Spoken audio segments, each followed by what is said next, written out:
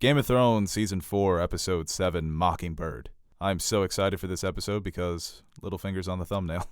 Yeah, and why don't you do us all a favor, me and the fans included, and not get copyrighted on this video? We had a bit of a Thanksgiving snafu there. I guess I should just cut the R. Kelly joke I had for later. It's a joke I made on the previous Game of Thrones video. I used to think that life... If I sing it, we can't get copyrighted, right? No, I don't think so. I don't think it works like that. Then I need to make like a beat and stuff. It'll be a whole mess. Can you beatbox? No. Let's hear it. I'll spit some bars. Just start the video. Okay. I'm more of an ad-libber. Woo! Yeah? Okay. I'm the ad-libber. You're the rapper, yeah. Oh, sorry. Yo, I'm here with Aaron.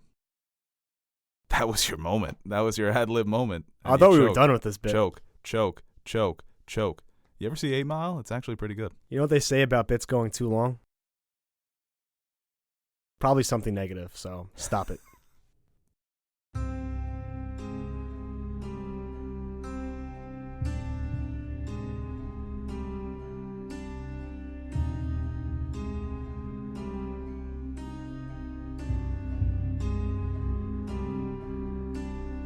I made a deal for you. To keep your ungrateful head on your ungrateful neck a little while longer. I'm sorry, what am I grateful for? The opportunity to live and die at the wall as punishment for a crime I did not commit? You threw your life away. You threw it away. It's not a joke. You understand that, don't you? Of course it's a joke, just not a very funny one. Jaime is really upset with him here. You know, I mean, Tyrion just...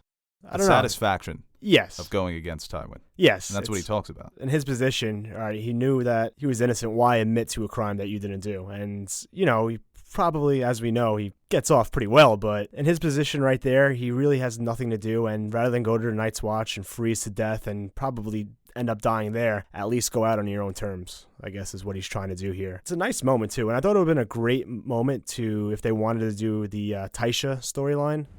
You fell in love with a whore. Yes, I fell in love with a whore.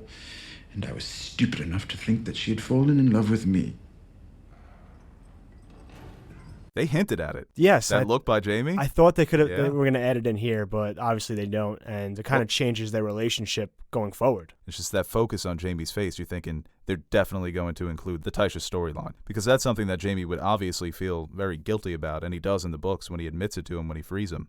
And that changes their whole relationship. We get something else that causes a divide between the two characters later on in Season 7. But this, in the books, after this moment when Jaime frees him, they hate each other. Tyrion reflects on Jaime, and you were kind of talking about it last episode, how he kind of takes on this monster persona where he starts thinking how people view him. He kind of aims a lot of that towards Jaime. Yeah, he becomes more Littlefinger in the book, where he's actively trying to cause chaos to exact his revenge. But in the book, they kind of turn him more into Barristan, and they have a reason to hate each other. Jaime hates Tyrion because he killed Tywin, and he left their family in shambles. And then Tyrion hates Jaime because of the Tysha, what he and his father did to Tyrion. And it's funny, too, in this scene, you could see the jealousy that Tyrion harbors for Jaime. It's something that you don't really see come out of him in previous episodes or scenes, because he obviously loves his older brother. But he looks upon him as the golden child, that he can do no wrong, that he can fuck his sister, lose his hand, kill his king, and he's still given Casterly Rock. You could kill a king, lose a hand, fuck your own sister, you'll always be the golden son. Careful. I'm the last friend you've got. Yeah, it's kind of from Tyrion's perspective. He can never catch a break. No matter what he does, he can never live up to the standard that is the golden Lannister. And that's probably weighs a lot, maybe subconscious, into his decision to not take the deal. In the heat of the moment, seeing Shay, just all that coming out. Nothing I'll ever do will be good enough, so why am I trying to be good enough? He says it in a scene with Tywin. Tywin is just the one making all the decisions, that he doesn't care because he's always getting what he wants, and Tyrion finally took that away from him. And they also hinted at Jaime fighting for Tyrion, something that you suggested in the last episode. It would just be such a slap in the face to Tywin to see his family name get snuffed out like that because of his own hatred towards Tyrion. Do you think Tywin would allow that? I think someone commented in... Because he's part of the Kingsguard. One of the two videos, because there were 2 uploads, because you did get copyrighted. That did happen. Yes. Well, 2 times is good. Thanksgiving leftovers, as I called it. Yeah. It's always better the next day. So, I don't know. I mean, I think you can fight for the royal family. I'm not sure the logistics of Kingsguard. He probably could have got out of it. Technically, the deal was he's out of the Kingsguard, so, you know, do some maneuvering, speed it up a little bit. Right, exactly. I don't know. It would just be something interesting to see, especially if he had his right hand. He says he can. He says that his left hand is basically useless from the training he has done. He realized even if he wanted to, He was looking pretty good in their last training session. I don't know.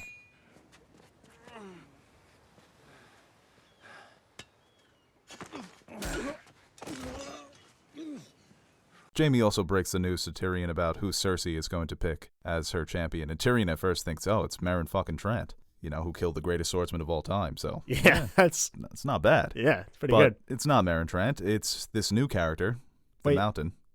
Is he? Oh, Yeah, no. he's the older brother to Sandor But he Clegane. looks younger. He looks about 20 years younger. But in Yeah. season 2, he looks older. He does look older. And in season 1, he's kind of fatter. Right. And talk about a glow up, though. Mountain's looking good. What is he using?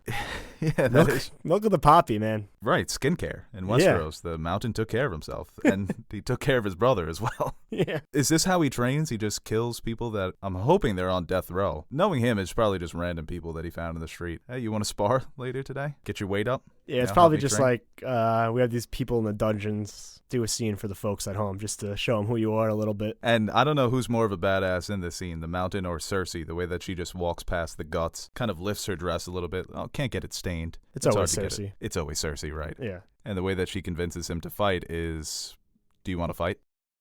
Because you're going to win. Who am I fighting?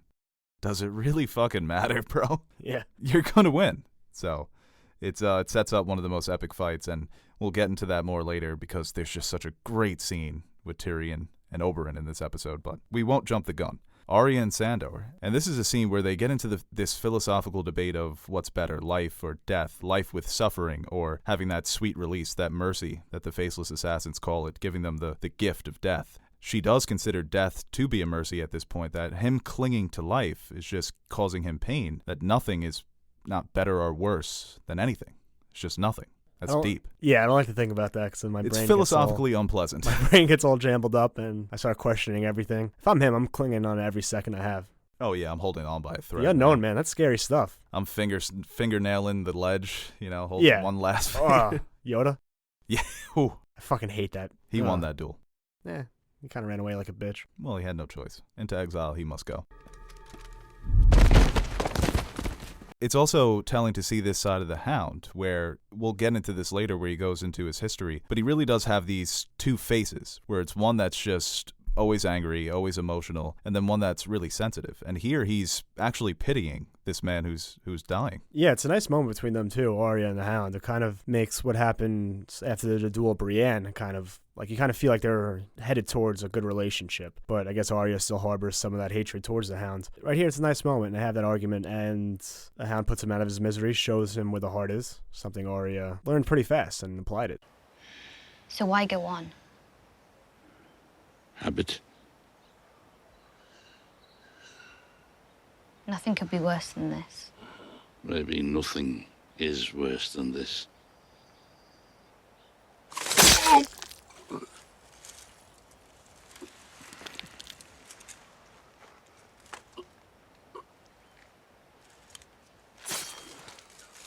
Yeah, she did, because the biter comes out of nowhere. What a fucking weak attack. You think they were like, all right, there's a Hound. I'm just going to go up to him and stab him in the back of the neck. It's like, nah, check this out. He said, wait a minute. I got teeth of steel here, boy, okay? Is to be eliminated. And they were the two prisoners that were with Jack and Hagar, so that kind of comes full circle. And Arya, yeah, she learns very quickly where the heart is. That's such a clever moment where she says, he's not on my list because I don't know his name. The Hound's like, what's your name? Rouge. Thank you.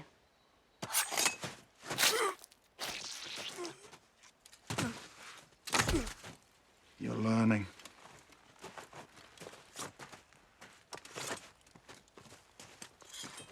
And only Jon Snow can go north of the wall, bring Jeor Mormont's killers to justice, and be welcomed with, go fuck yourself, Jon. It's so funny. In my notes, spells check, so I wrote Alistair, but I changed it to Alligator. Alligator Thorn. Yeah. He kind of is like he's more of a croc. That's pretty good, you know? Yeah. Alligator being a prick and tells Jon to lock Ghost away. This whole scene is Alistair just not taking any of Jon's advice, and maybe he has a point. I mean, I guess they get caught up in their hubris of the Night's Watch. They always say it, this castle stood for thousands of years. Why would we bar the gates with ice? Why are they letting Janis Slynt make decisions? This guy's been there for a hot second. He's obviously an idiot. Every time he talks, I'm like, what the hell do you know? He's like, oh, I'm surprised you didn't go with the wildlings and say hi to your old friends or something. Oh, he's like always that. got these snarky remarks, yeah. Not even that funny. I think they do consider it when he talks to the first builder of the Night's Watch, and, you know, if you haven't seen a giant, then you're not going to believe it. It's Cersei with Daenerys' dragons. If you haven't seen this with your own eyes, you think that Jon is just gone crazy. because of hypothermia or something like that. Yeah, I heard about that. Mean brain It freeze. was on the news. It was on the news, Yeah. the Westerosi news. Yep. But once again, Jon is shot down, and Alexa Thorne makes him and Sam top of the wall, night duty. Sounds like it sucks. Now, earlier in the episode, the first scene, Tyrion asks Jaime to summon Bronn to come visit him because Tyrion thinks that Bronn will fight for him. And I just skip to the end of this scene when Bronn apologizes for not fighting for him. And Tyrion says, "Why are you apologizing? This is why I loved you so much in the first place." That even when Tyrion is knocking on death's door, he can still appreciate what Bronn did for him and understand why he makes the decision. Kind of a hard thing to do to ask your friend to fight the mountain. It's not the easiest request. Marin Tramp, I think Bronn would do that for free. Right. So it's the mountain. And he says, maybe I can beat him, dance around him, make him tired, drop his sword, but one false move and I'm dead. So that's a lot to ask for. And, castle, wife, kill the older sister, take the castle versus fighting the mountain. Not a hard decision to make. I just want to know what the prize would be if you won. What would Tyrion give him? He said he would give him something in the north, Yeah, give him the Dreadfort, maybe? Yeah. That's so unlikely that Tyrion would even get the north. That's why when Bronn says if, maybe, could, it's very unlikely at this point. They don't know where Sansa is. Sansa's being controlled by Littlefinger. That's impossible. And I doubt that even if Tyrion won the trial by combat, what does he, just stay in King's Landing? Then nothing happened. Right? Yeah, you just, life goes on. It's a weird situation. Yeah, and Bronn marrying the Stokeworth girl, it just makes more sense. And talk about a guy who started from the bottom. That's a come up. Castle, wife, bastard baby named Tyrion. Oh, it's only in the books, but Right, that is really cool. I wish they would have kept that. yeah, that was dope. Yeah, I mean, chaos is a ladder, and Bronn has been climbing that ladder since season 1. Good for him. Well, no, like chaos is a ladder. Like chaos is going on in the middle. Bronn's just sneaking around the back. Yeah, he put up his own ladder. Yeah. He's taking the escalator. He's looking at everybody else like, you dummies. Could have been doing this. Yeah, and it kind of leaves Tyrion with no options, and that final goodbye between them is so well written. It's emotional that even Bronn, he does consider Tyrion a friend. And when he says, we had some good times together. That's why season 2 is my favorite season. It's mostly because of Tyrion and Bronn and them just ruling Westeros. It's ridiculous. What would Tyrion beating a mountain be like? Well, it's David and Goliath. Yeah? Yeah. I think what's bigger than that? New York Giants beating the Patriots? Yeah. Tyreek catch? Do you have one? No, I was asking you because I knew you were going to go with the Giants-Patriots. That was just way too predictable. Any excuse to play that clip. Oh, okay. Although Joe Buck sucks on that call. It is caught by Tyree. Well, make sure you don't get copyrighted by NBC By him. or Fox or CBS. As long as I don't play one of their movies, it should be fine. How many more copyright jokes do you think I have in here? I'm going to say that you've at least got 3 more. 3 more, okay. Yeah. Well, the next one is 3 strikes, and then our channel gets taken down, so. And this Dario, man, he's very persistent. He is the epitome of 50 no's and a yes is still a yes. He just keeps trying. Didn't work. Maybe if I go swim a mile, get some flowers, and sneak into your window and wait for you all night. Girls like that, right? That's going to charm her. Girls, well, the girls love throwing the rock at the window. But the window there is wide open, so you might just pelt her in the head on accident. Yeah, you know, like screens? Yeah, right. Well, that's how Quaithe gets in the book, too. She just appears in her hot tub. Talk about creeping. Well, Quaithe does Yeah, she's got the glass cannon. powers and stuff. Right. Well, Dario's got the power of persuasion. Ooh. 2 talents. I mean, Dario shows up in your room one day. What are you going to do? I'm going to be like, hey, take off your clothes, Dario. If Daenerys would have said that to me, I would have just been like, and ran away. He's lucky it wasn't cold. That is true. The temperature in Marine is perfect for that encounter. Even though she's such a stern and serious ruler, she has desires and she has wants. As Melisandre says later in the episode, it's flesh and flesh craves. So it's funny that Dario is now in the position of concubine, and it's something that he doesn't really mind being. He doesn't have a position, huh? Because it's not like you're the king. You don't have to do anything. You kind of, I guess, got to fight and stuff, but he likes that anyway. Yeah, right. And she's allowing him to do what he does best. It's an interesting bit of foreshadowing when she says, and if I command you to stay in Marine and rule the streets and command the streets and stuff like that. That's what she does in season 6. There's a couple of things in this episode that make me, they probably took a lot of this stuff from George, from the outlines. Do have a plan, huh? And speaking of Melisandre, now we have her naked as well. And go ahead, explain this. Explain this continuity. Oh, I wasn't even paying attention to the scene. It was a good view outside the window. I knew those boobs were fake when she took off that necklace. I was like, there's no way. Magic. Well, yeah. Can you explain this? What? That she's not wearing a necklace? Yeah, where's the necklace? I can try to. I mean, we've seen in the books. Does it roll over minutes? It could be. Yeah. Maybe that's like the bath bomb she puts in. That's like maybe. Yeah. She felt the wrinkles coming on. Well, in the book, she uses like this glamour type magic where I think she puts a rattle shirt in Mance Rayder's body, and that's the body they kill, and they send Mance in disguise to Winterfell. And so the magic is active on both of them, even when she's not present. So, I mean, she has so much she can do, so she could be glamoring herself in that moment. It could be a number of things, so I wouldn't put it past Melisandre. Glamour by Melisandre. Yeah. Can you explain that whole thing again in Spanish? What? What you just said. She put the rattle shirt and that, and it's ridiculous. It's a storyline that I'm not mad they omitted from the show. But so she can do It's a that. little confusing. She can change the appearance of Mance Rayder when she's not even by him. So Right. I can assume she can change her own appearance with the necklace in her vicinity. Right, maybe in season 7 or season 6.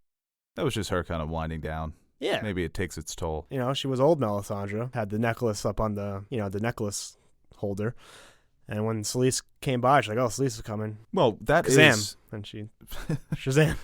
that is an interesting point because that's magic. That's actually happening. That's her supernatural abilities. But in this scene, she tells Selyse about all the potions that she has, that most of them are just smoke and mirrors. They're tricks. They fool weak-minded men into believing that she does have some sort of power. That's what's so interesting about Melisandre, is that you don't know what's real or fake. And somebody like Selyse is just so easy for her to manipulate, just telling her that you don't understand my jokes because you're so committed to the truth. I thought it was funny. Really, really funny. I That, couldn't stop laughing. I wouldn't open with it.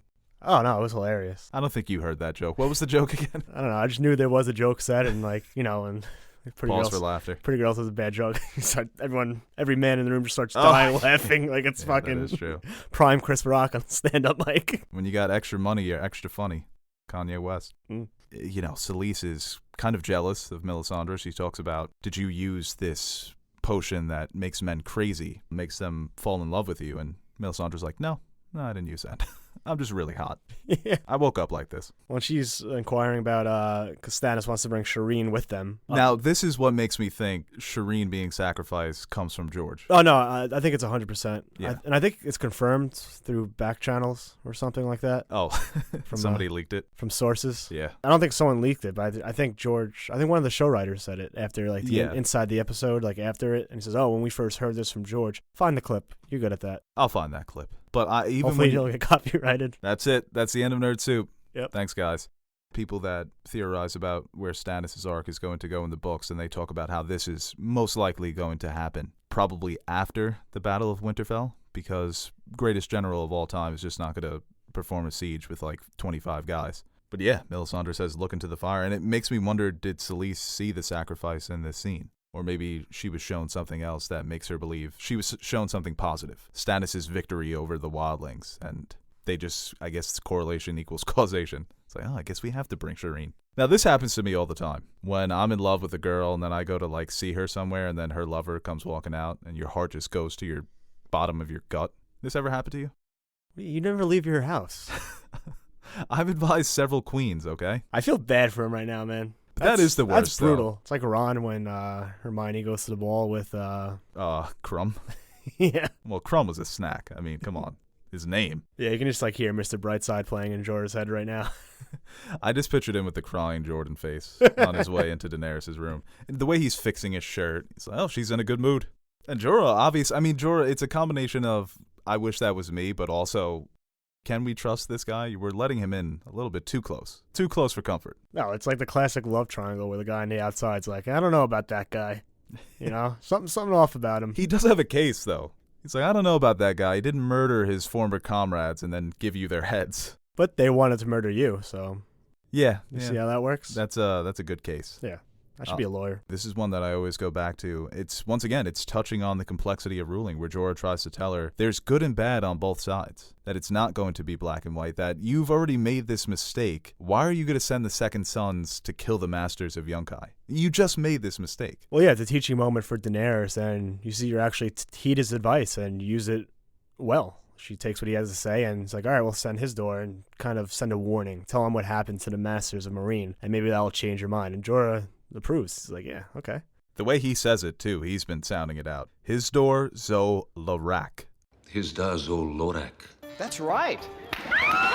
But he even tells her, if Ned Stark had executed me for selling people into slavery, I wouldn't be here to help you. And I think that's what opens her eyes, is that you need to allow people to have a second chance, that change isn't going to happen overnight. And she does have that line, too, where send the ambassador, send Hisdor Zolarak, and tell them they can live in the new world or they can die in their old world, which is a great line that I love. And it is giving them a choice. It's one or the other. It's binary, but it is, at least it's a choice. Well, I love when he's leaving and she's like, wait, no. Tell him you convinced me to send. You can see Jorah like walking out. It's like, Jorah, old boy, you're back in the game. I love that's a great move by Daenerys too, because it gives him a little bit of hope. I can imagine just Grey Worm walking in right after him, and he pulls the same shit Dario did. He's got his shirt off and he's fixing it. It's like, you don't even have a penis. The hell? And the Hound now is trying to take care of this scar that he has on the neck that you blame for him losing to Brienne, which is kind of ridiculous to me. Fellas, you see that neck, and you've been lonely for a long time. What are you doing? Okay. Well, Arya tries to help him with the fire. She tries to burn out. So Arya's trying to help him here, trying to burn out all the yuck, all the icky stuff. And the Hound, I said it before that he really is Two-Face. It's almost like a little kid when he says, no fire. Fire is, it's still fire. Yeah, it is fire, right? You know, it's not like a spider and he's like freaking out. Like, fire? It's fire. Yeah, this is another nice moment between them where she helps and she offers to at least wash out the wounds and help him. And like I was saying before, they kind of seem like they are building something here. It kind of makes for what happens later a little heartbreaking. Right, and the Hound opens up to her and he admits to what happened with his brother, that he took one of his toys, he was playing with it, and Gregor just took his head and put it into the flames. It shows when he has that line too, he's like, you think that you're on your own, that my father went out of his way to defend my older brother because he was the oldest, and we see this so many times in the feudal system. You get special treatment just because. Yeah. Just because you're the golden child. And Sandor, the way that they position him in this scene too, when the way he's facing Arya, it's the side of the face that wasn't burnt. You say your brother gave you that sword. My brother gave me this.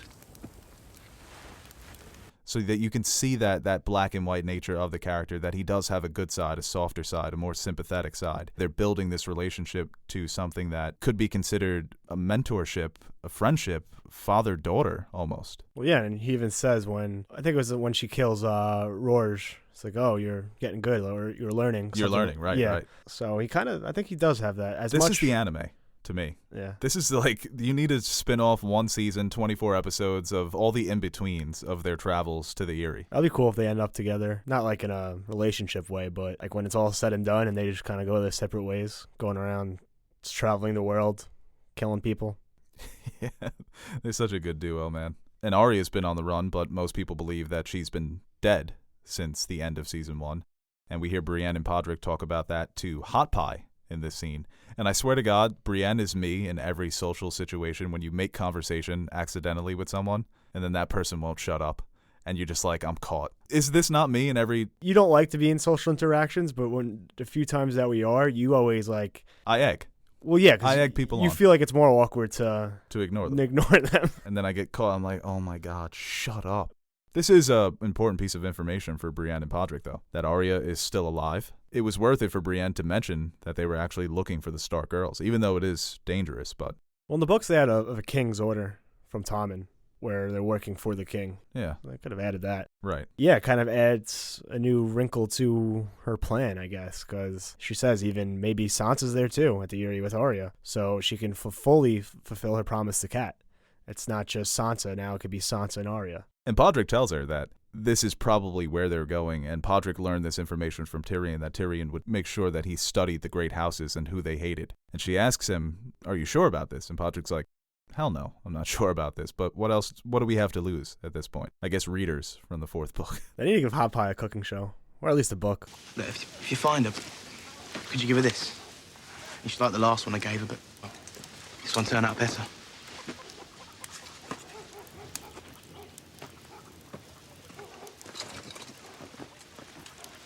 I mean, this has been one of the best seasons so far, but this scene right here, you can make the argument, this is the best scene of the season. Tyrion and Oberyn. Oh, it's a great scene, and I'm so upset Pedro Pascal didn't get nominated for Guest Actor. How the hell did he not? I guess they didn't watch.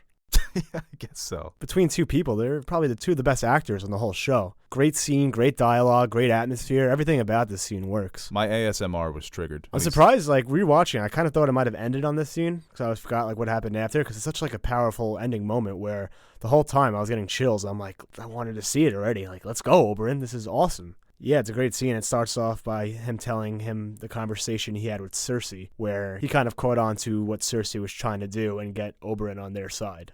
And that's really what the trial was that we kept talking about in the last review, that all of these stories were grounded in reality, but they ended in something that wasn't necessarily true, Tyrion's guilty verdict. She was trying very hard to pretend she had not come to sway me against you. I think she may have even believed it herself. Making honest feelings do dishonest work is one of her many gifts. But I also talked about it last episode, the anger that Peter Dinklage portrays in that ending speech. It came from someplace to me that was real. And I think when he's listening to Oberyn talk about how he was considered the monster of Casterly Rock, and when he finally saw him, he thought to himself, that's not a monster, that's just a baby. And you see the tears build up in Tyrion's eyes. That's coming from a place that's real. Yeah, it's a tremendous, just emotional performance from Peter Dinklage right here. Both of them just going back and forth, and a little part of that story too, is when Cersei was hurting Tyrion, and she wouldn't stop until Jaime came in and saved his little brother. So it kind of builds that relationship as having a strong past right from the get-go. Like, even when he was a baby and everyone was calling him the monster of Casterly Rock, Jaime would still kind of protect him from Cersei. Yeah, and Cersei was saying that he killed my mother, he needs to die, he's not going to survive anyway. Tyrion has that line where he says, well, at the end of the day, Cersei usually gets what she wants. And when Oberyn says, but what about what I want? And the music kicks in. You're starting to think here, Oberyn's talk about how he hated Casterly Rock, he hated the food, he hated the smells, he hated the accent. And what happened during Robert's Rebellion only made that hate stronger. And all those who have wronged me are right here. I will begin with Sir Gregor Clegane, who killed my sister's children and then raped her with their blood still on his hands before killing her too. Yeah, the score changes a little bit. It's more of an optimistic feel, and it just builds until, yes, let's go, Oberyn. That moment, man, when he says,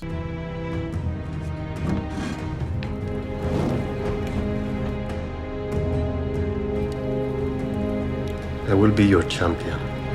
I love that line by Tyrion as well, that Oberyn says he wants justice, and Tyrion says, if you want justice, you've come to the wrong place. I think they play that was like a point in the trailer. Part of the part of the trailer. I always think about that. And when he grabs that motherfucking torch and turns towards Tyrion, it's a beautiful moment. And you're thinking, this is it for Tyrion. He's on the come up. Yeah, the best possible outcome for Tyrion does happen. So, like we said before, what is he going to do if he did win? Yeah. Kind of show around, so. Go to Dorne, I guess. This whole time, I'm like, he's got this. Oberyn's going to win this time. He's coming from such a place where you want him to succeed, and it's kind of...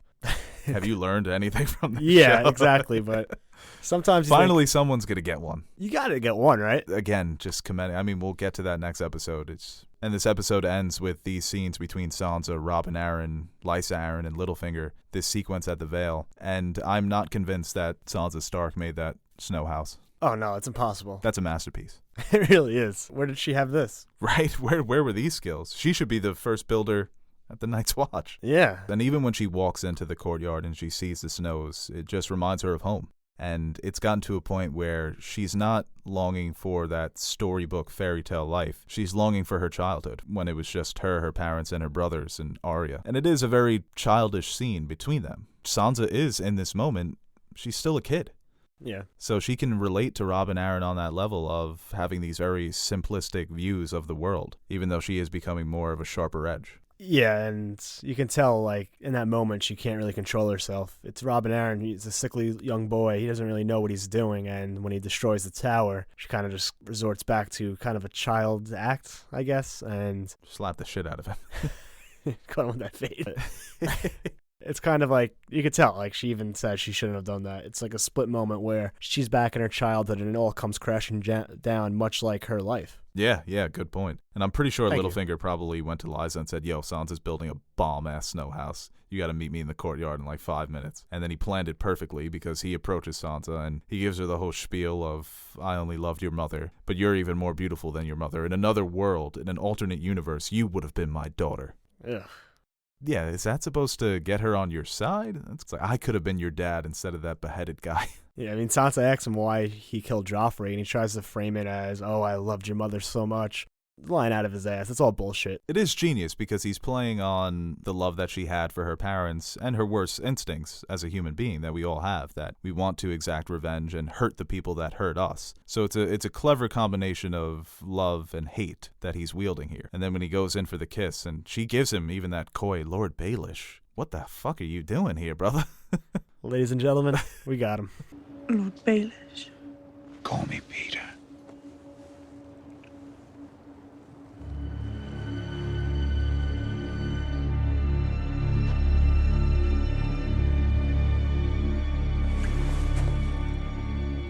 Change my state of mind. Ladies and gentlemen, Love so hard to find. we got him.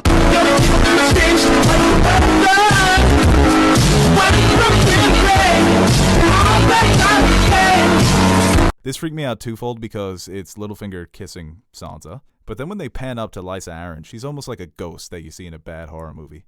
Just kind of looming over them. The way that she turns around, she's a creepy one. I hope she gets thrown out the moon door. Whoa, that's crazy, man. Why would you wish that? The actress, we have to commend her. She plays this character with such a craziness within her that you just see it in her eyes that she's an absolute loon. And yeah, you see that rage, that kind of uncontrollable jealousy, and she tries to throw Sansa out the moon door, and she's kind of, I don't know if she's trying to scare her or she was trying to throw her out, but it's definitely a crazy situation, and Littlefinger steps in, calms her down, and she easily could have slipped and had thrown her out. Oh, there's many things that could have went wrong. Very erratic here, yes. This person. But Littlefinger plays her again like a fiddle, talks about... It's risky for Littlefinger, too. Yeah. Sansa could have went out the moon door, and there goes his plans. What do you think he does then? Probably got to keep Lysa alive at that point. Yeah, that Kit Harington's pretty cute. That's the charm, Jon Snow. Yeah. What I did for you is the love that I had for your dad. Some other universe where I stole Lyanna instead of Rhaegar. Throw Sam at the moon door. Well, it's perfectly played by Littlefinger. It's obviously risky, but like he says, that if you're not willing to risk it all, then you should just go home. Just sit your ass on the bench. It's very soap opera-y, this scene. I only loved one woman. Only Cat. Your sister. You couldn't give that to us? D&D? Only Cat. Is that what he says in the book? It's such a stupid little thing, but it's like, come on, give me a little treat. Well, it's a move I think he was always going to make. It just came at a convenient time, and it was something that he could have done right then and there, and he can frame it towards Sansa. It's not like I just murdered your aunt. Your aunt was trying to kill you. I saved you, and if I didn't kill her, you were in danger. It's actually more interesting in the show as well, because in the book he blames it on the singer. That was traveling with them, or that was working for Lysa Arryn for all this time. I think he's the one that was on the... Was he the singer with Cat? With Cat. But I think he went to King's Landing in the show. Okay. And then that's Joffrey took his tongue or his fingers or whatever. So in the show, he kind of has to rely on Sansa, that Sansa is going to lie for him. And that's another risk. That's a great scene, too, when she's being confronted by Jon Royce and all the Lords of the Vale. And yeah, she says that Lysa, I mean, she's not really wrong. Once again, it's grounding it in reality that Lysa Arryn was a lunatic who was threatening her life. But yeah, it's Littlefinger making his play. And I wish they would have kept Lysa's confession about Jon Arryn here, because I think it would have felt more natural rather than that exposition scene we got in the last episode when she's enraged and she screams, "I killed my husband for you. Yeah. I poisoned his wine." I think that would have more of a better. Manic state where she's just talking rather than... Right. I think it would have fit here. You should write the show. Hey, A and B. I have only loved one woman. Only one. My entire life.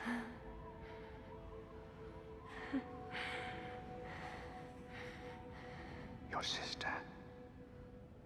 I used to think that I could not go on. Yeah, this is to me, this is a 9.7 out of 10. Close to a 10. Oh, boy. What? What are you going to give it? No, it's a good rating.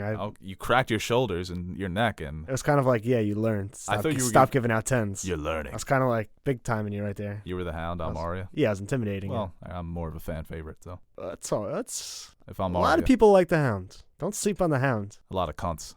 I guess. Love how you can say that in any other context besides Game of Thrones and you get like fucking demolished. But if it's in Game of Thrones or you're from the UK, it's like, oh, it's perfectly fine. Oh yeah, the people in the UK say it all the time. Yeah. I don't know how we let that one get away.